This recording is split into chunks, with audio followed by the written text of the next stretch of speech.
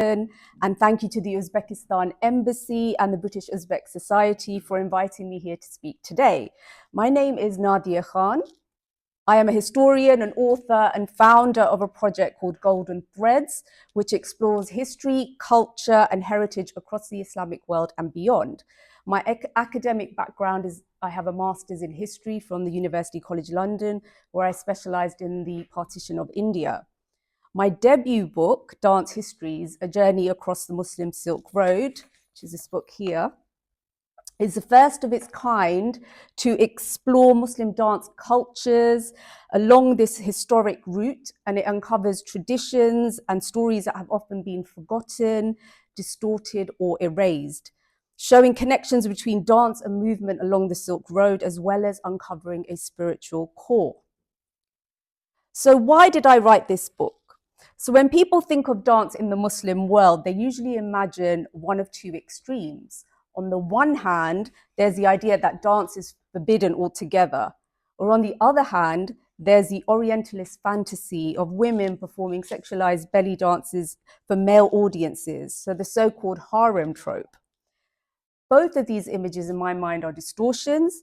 They erase centuries of spiritual, social, and artistic dance traditions in Muslim communities. I wrote my book to change a script, to reclaim Muslim dance from these warped narratives, and to show its true heritage and the stories of the people behind it.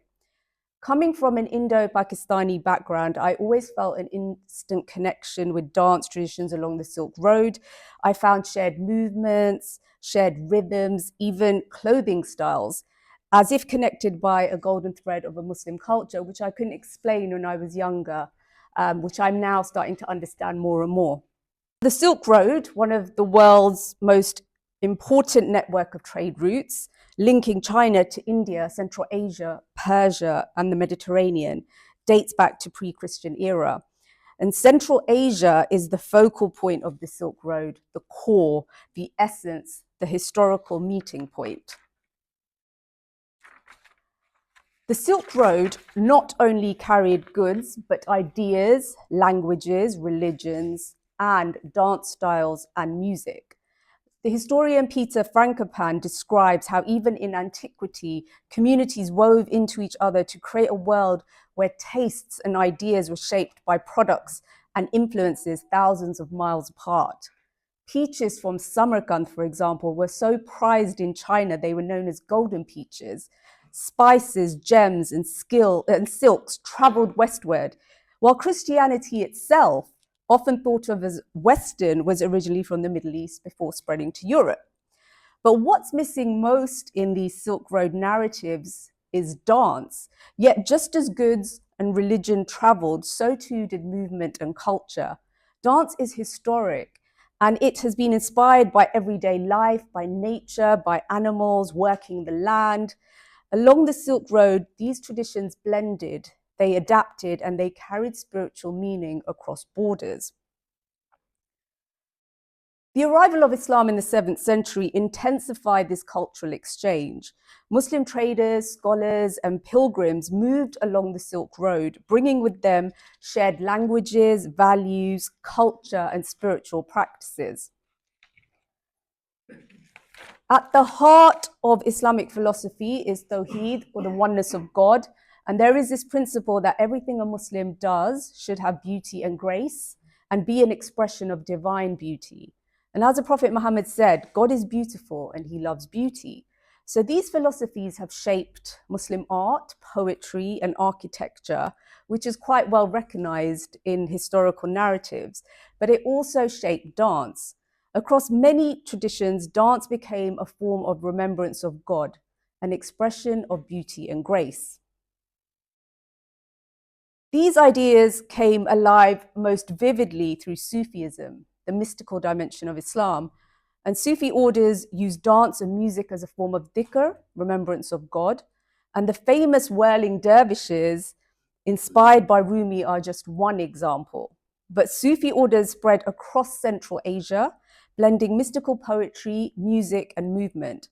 Their poetry was recited, it was sung, and even danced to, keeping Sufi ideas alive in the living rhythm of communities. In the book, I have a section where I write about one of the most important cultural legacies of Sufism in Central Asia, the Shashmakam. This classical music and dance tradition is rooted in Bukhara. It started as spiritual sounds and words and a way to connect with the divine. While music and poetry are the main focus of the Shashmakam, dance can support the portrayal of the piece. It later was performed at royal courts and preserved by both Muslim and Jewish communities, and today it is listed by UNESCO as part of the world's intangible cultural heritage. And no story of Central Asia is complete without Emperor Timur. In the 14th century, Timur made Samarkand a center of politics, science, and culture. Victories and family events were celebrated with music, poetry, and dance.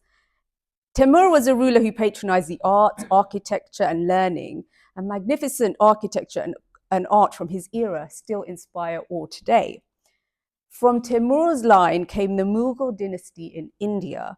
Emperor Babur, the founder of the Mughal dynasty, he was born in Andijan in Uzbekistan, and he carried Central Asian culture into the heart of South Asia right up to this day.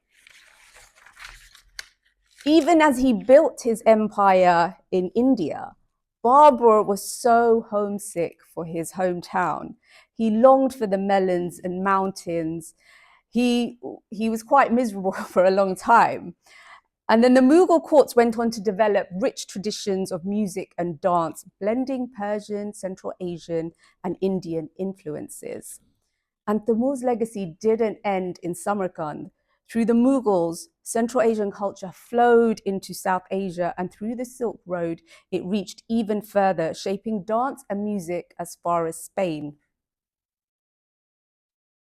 Professional dancer and academic Tara Pandya says that dance in Central Asia has always been part of everyday life, such as births, weddings, and festivals. She says that Central Asian dance is highly diverse and each regional style is evocative of its environment, acting as a living link to the land. Timur's legacy reinforced the centrality of dance to people's lives and gave it courtly patronage.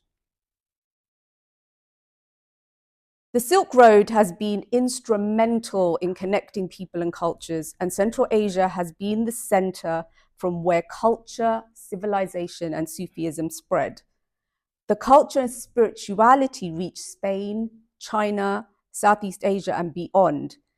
And it has impacted on dance such as Spanish flamenco and Indian Kathak, which carries deeply Persian and Central Asian elements. So in conclusion, dance is much more than movement. It is history, it's spirituality, and it's a connection to the land. It tells a story of our ancestors and reveals a shared heritage that binds us across borders. And Central Asia was and remains the cultural and spiritual heart of this history. Central Asian and Persianate culture, Islamic scholarship, Sufi traditions spread more widely through the networks that they're more consolidated. And Central Asia also shaped the dances that traveled across the Muslim world and beyond. Preserving and celebrating these traditions is not only about aesthetics, it is about spirituality and connection to the divine. So thank you once again to the Uzbekistan Embassy and to the British Uzbek Society for hosting this event and for keeping this heritage alive. And I hope that we can all see dance not just as performance alone, but the deeper meaning of a universal language, history, and connection. Thank you. Thank you.